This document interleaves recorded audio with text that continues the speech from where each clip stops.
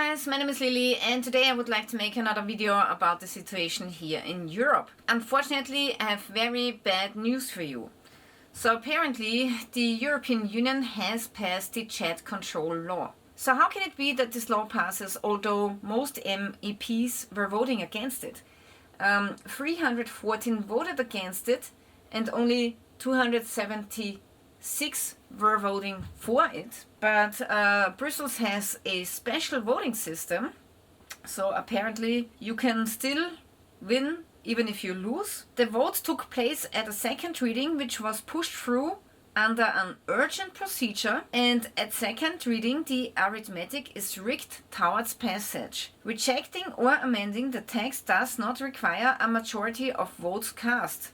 It requires an absolute majority, and the absolute majority was not reached because a lot of MEPs were already on holiday. That means every absent MEP and every abstention effectively counts in favor of the law. So what exactly does this have to do with democracy?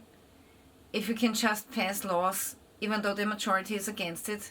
Come on, this is not democracy. What is this? This is just craziness. So this is quite concerning to me, very concerning. So basically with chat control, they can basically now read all of our messages on WhatsApp. They can scan our Facebook messages and postings and everything that you're posting, even without asking a judge's permission. So formally you would need a judge's permission. You would have to have a reason for that. Yeah, you cannot just surveil people without a reason. And now basically they can just read everything on our phones. So yeah, quite concerning what's going on here. Here's another video which is interesting to watch. As technology evolves, we need to build up societal immunity around information manipulation.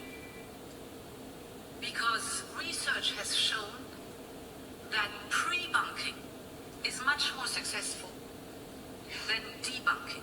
Pre-bunking is more successful than debunking. Oh my god, this is not good. So what I think is going to happen in the next months and years is that maybe if you make a Facebook post which is expressing your free speech but maybe goes against the zeitgeist of today, then the police will show up at your house, which is already happening in England. What also will happen is they will try to learn everything about you with every photo that you posted in your life, every message that you wrote, every Facebook post. So they will profile us, and then they will even predict our behavior, and they will also surveil us, of course. So this is what the big AI data centers are now for. And if you want to surveil all of the citizens, it's a lot of data that has to be stored, and this is why they are now building a lot of data centers. Also here, Google is building a data center in Austria, in Upper Austria. Since April they are building this data center. It's a €1 billion project. It's interesting that they choose Austria for this location, maybe because we are neutral and the war maybe will not come to our country. This data center will be completed mid-2027. Similar centers exist in London and Zurich. It will have a connected load of up to 500 megawatts, more than large industrial plants require combined. To keep the servers operating, temperature around the clock must be cooled. Cooling water will be drawn from a river in the area and circulated through the campus cooling systems. So I'm not sure if I like this, I have to say. This is very concerning. So they already have written regulations in Austria that data center comes first and people in households, they should try to, save energy, electricity and so on, in order so that the data center has enough of electricity. The next thing that will happen is we will get a CO2 budget.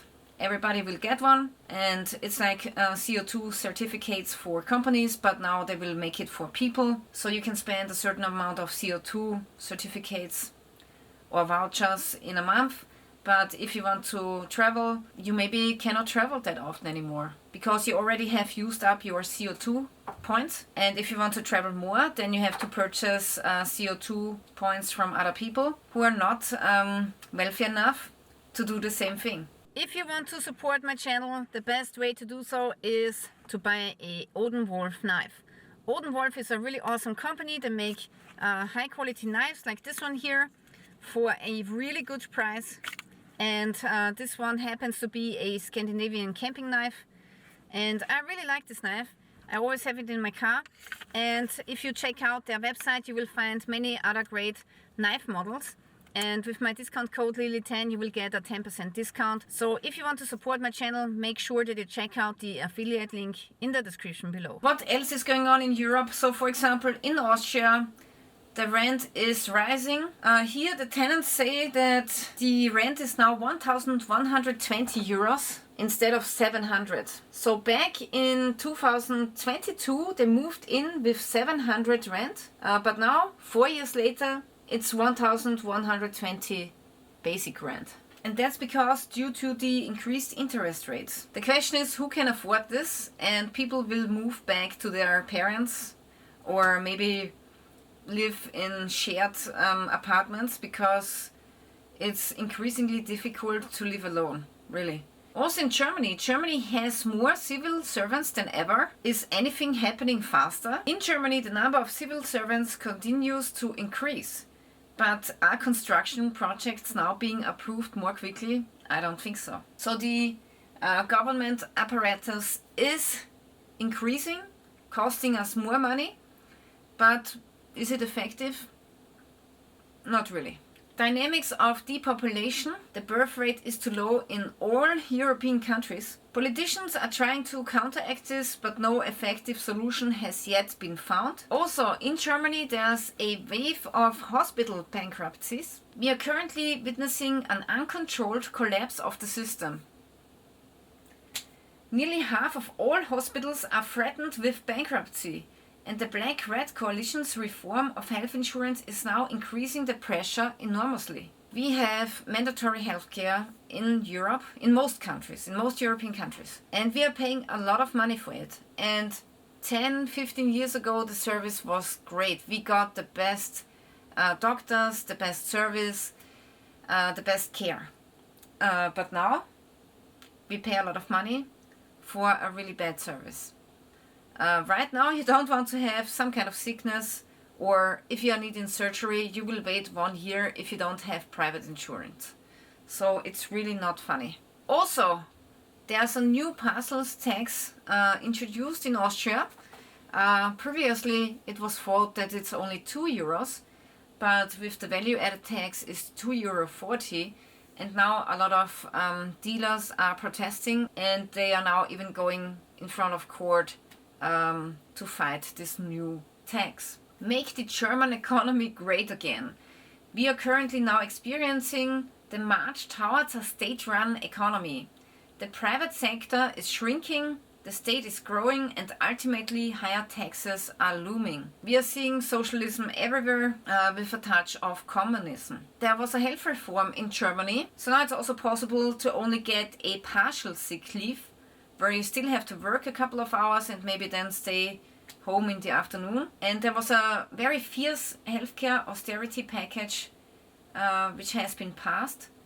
And for 75 million people in Germany, the statutory health insurance will become more expensive. Hospitals, doctors and pharmaceutical companies will also have to accept a cut. Also, I would like to read you a message from a comment that I got on my channel. We've just left Australia. All under 16 have to confirm age to use almost anything. There's Palantir security for all people who enter shopping malls and then enter the shopping markets. So as you are picking your tomatoes, you can look onto a monitor that is watching you live. A red box surrounds your head and it identifies you completely. The same thing happens when you drive. These facial recognizers are everywhere and can look straight into your car. If anyone in the car passengers don't have their seatbelt on properly or anything else, that's a $800 fine for you. It is very much like in China, where they do exactly the same but have credit scores. I think very much the same is coming to this country. People who spoke up about government lockdowns or wrote things on Reddit lately have all been located and arrested. It's like living in a dystopian nightmare. We were so glad to leave. Volkswagen is discontinuing half of its models. They are producing less and less cars. They are now, I think, firing 50,000 people again, closing factories. So pretty soon we won't have enough of cars. The price of used cars and new cars will rise. So you will be not able to afford a car. And this is also what they want, because they don't want you to have a car. They want to lock you in a 15-minute city. Also, we had a wave of bankruptcies of smaller companies. 231 companies closed their doors in a certain area in Austria. And experts do not expect any rapid improvement. Yeah. How can you improve the situation if the government doesn't create an environment which is friendly to companies? Also at the end, we had a survival situation in Europe. A couple survived 6 days in the Dolomite wilderness. So the Dolomites are really high mountains in Italy. So the couple was lost and took the wrong turn, and then they couldn't go down the mountain because it was too treacherous. So there was this ravine here, and apparently they were stuck and they had to survive 6 days on the mountain. We built a shelter out of 2 densely foliaged pine trees. We placed sticks around them which protected the shelter like an igloo against damp, wind and cold. On the second day they came across a stream. Without this discovery they probably wouldn't have survived. Until then we had been drinking our own urine to avoid dying of thirst. They ate berries that grew in the forest. Also, rescuers could not find them. They were searching for them, but it was really hard to find them in this forest. But then finally, after 6 days, they got rescued. So this is a real survival situation. And you wouldn't think that something like this will happen in Europe with a high population. But, you know, there are wild areas still in Europe, and a survival situation can still occur. So it would be interesting if they have made a fire in the night, because even in summertime at those mountains it's getting really cold in the night. Also here they're saying that 1 in 3 car factories will be closed in Europe. Too many factories, too little demand. A new analysis shows that significant overcapacity in Europe's automotive industry. People would like to purchase a car, and also the population in Europe is growing. So with a growing population you would need more cars, but people have decided they cannot afford new cars anymore, and this is why they keep buying older cars, repairing them, and this is the actual reason why less and less cars are getting sold. And this is of course making everything worse, because now the new cars are more expensive, and also the older cars will become more expensive because they are getting rare and more people need cars. My personal Audi is also getting old, so probably I have to purchase one pretty soon. So I looked on the used market how much the same Audi is costing, a little bit newer. So mine is from 2007, so it's really old. It doesn't have any brake assistance system, any surveillance system, any GPS. So it's really old, and this is why I love it so much. But this here, for example, is a nice car, the same Audi Sportsback, and it was built in 2013. It has 150,000 kilometers, 105 PS. It costs at the dealer 10,000 euros, 9,990. So this is how much it would cost me to renew my car with a car which is 6 years younger. So it would be really interesting to compare prices. So if you're watching this video, maybe go on the used market and search how much this Audi A3 Sportsback would cost in your country. Then write it in the comment section below, because it would be interesting to see the prices of used cars in other countries. Alright guys, so this is it for today. I have to say, very concerning news again. Okay, so if you want to get more news like this, then make sure you're subscribing to my channel and check your subscription status, because sometimes YouTube is unsubscribing people from my channel without their consent and without their knowledge. Thank you for watching, guys, and stay tuned till next time.